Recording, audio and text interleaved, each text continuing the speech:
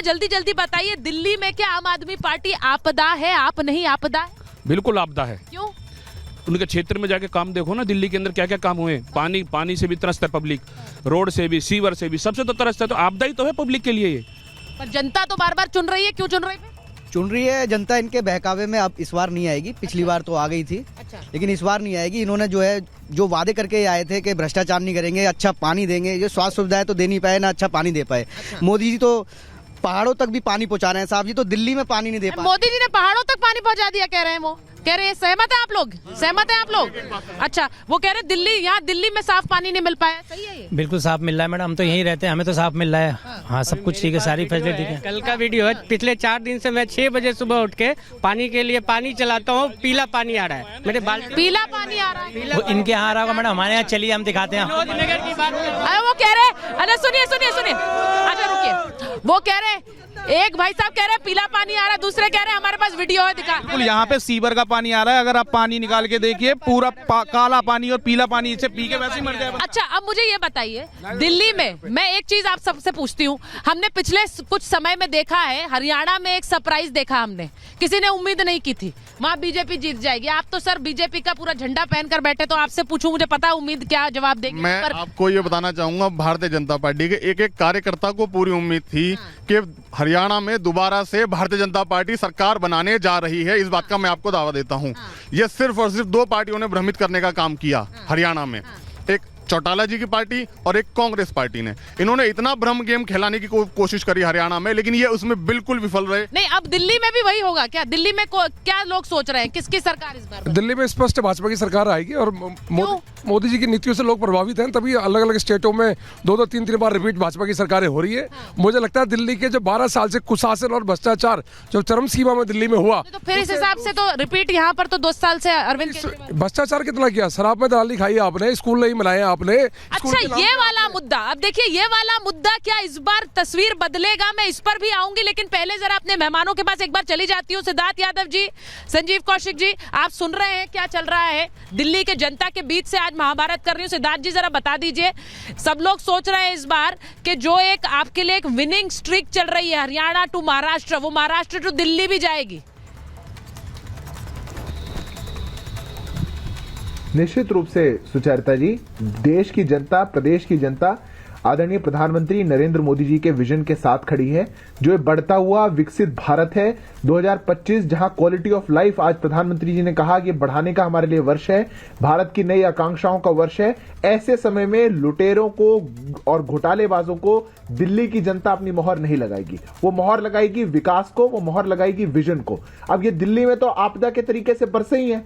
दिल्ली जो कि देश की राजधानी है, आज दुनिया की इकोनॉमी 30% पे ग्रो कर रही है, पर भारत की इकोनॉमी 70% पे ग्रो कर रही है। और देश की राजधानी में क्या हो रहा है? ना साफ पीने का पानी है, ना साफ हवा है लेने के लिए, कोई नया कॉलेज नहीं खुला, कोई नई यूनिवर्सिटी नहीं खुली, कोई नया हॉस्पिटल नहीं खुला। त्राहिमाम हुआ है। जहां पर कोविड का दौर चल रहा हो, वहां पर यहां के आपदा मुख्यमंत्री वो लोगों का पैसा लेकर के, ऑक्सीजन सिलेंडर का पैसा लेकर के शीश महल बनाने का काम करें, 6-6 करोड़ के पर्दे लगाने का काम करें, लोग नल खोलें तो काला पानी आए। टैंकर माफिया दिल्ली में जितने चला करते थे उससे 4 गुना चलने लग गए। जब ऐसी स्थिति में देश की राजधानी पहुंच चुकी हो, तो दिल्ली की जनता कहती है अब इन आपदा वालों को बाहर का रास्ता दिखाइए, क्योंकि आपदा वाले अब दिल्ली में नहीं चलेंगे। ये दिल्ली को आपदा मुक्त बनाना है, यहां पर अवसरों की आवश्यकता है, और अवसर भारतीय जनता। देखिए, मेरा सवाल हमेशा बड़ा, मेरा सवाल सिद्धार्थ जी हमेशा स्पष्ट रहा है।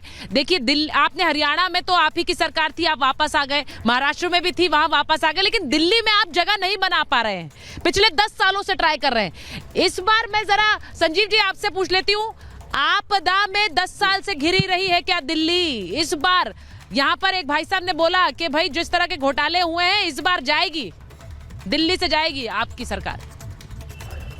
सुचारिता, पूरे हिंदुस्तान में अपना पताका फहरा लेने के बाद में दिल्ली में 3 बार से चारों खानी चित्त होती भारतीय जनता पार्टी के तरफ से प्रधानमंत्री जी जब आज 29 मिनट तक लगातार बोले, तो उनके चेहरे पर, उनके भाषा में, उनके हाव भाव में हताश और बेबसी नजर आ रही थी। वो कुंठित भी थे। वो अरविंद केजरीवाल की उपलब्धियों के सामने कोई लंबी लकीर खींचने की बात नहीं कर रहे थे कि हमने लकीर खींच दी है। वो खुद बड़ी लकीर को छोटा लकीर बताने का प्रयास कर रहे थे।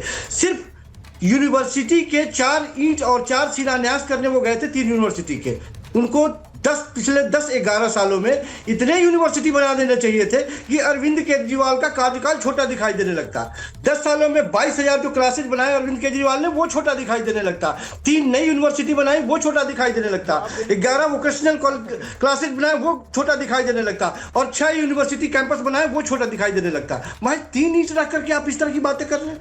दिल्ली में 4 लाख झुग्गियां हैं सुचेता जी, 4 लाख झुग्गियों के लिए कम से कम 15 लाख मकान चाहिए उसके लिए। और पिछले 2020 में उन्होंने वादा किया था कि 22 में सबको हम मकान दे देंगे।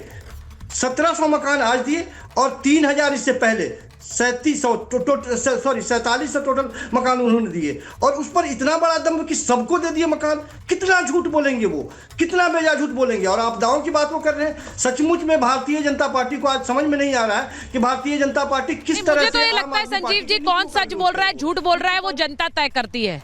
वो जनता तय करती है, क्योंकि 10 साल आपकी सरकार रही, उसके बाद एक एंटी इनकम्बेंसी आपके खिलाफ भी है। लेकिन मेरा सवाल दूसरा है, आप पर तो बीजेपी एक तरफ हमला करती, दूसरी तरफ से कांग्रेस आपके खिलाफ खड़ी हुई है। किसके खिलाफ? यहाँ कोई बोल रहा है शीश महल।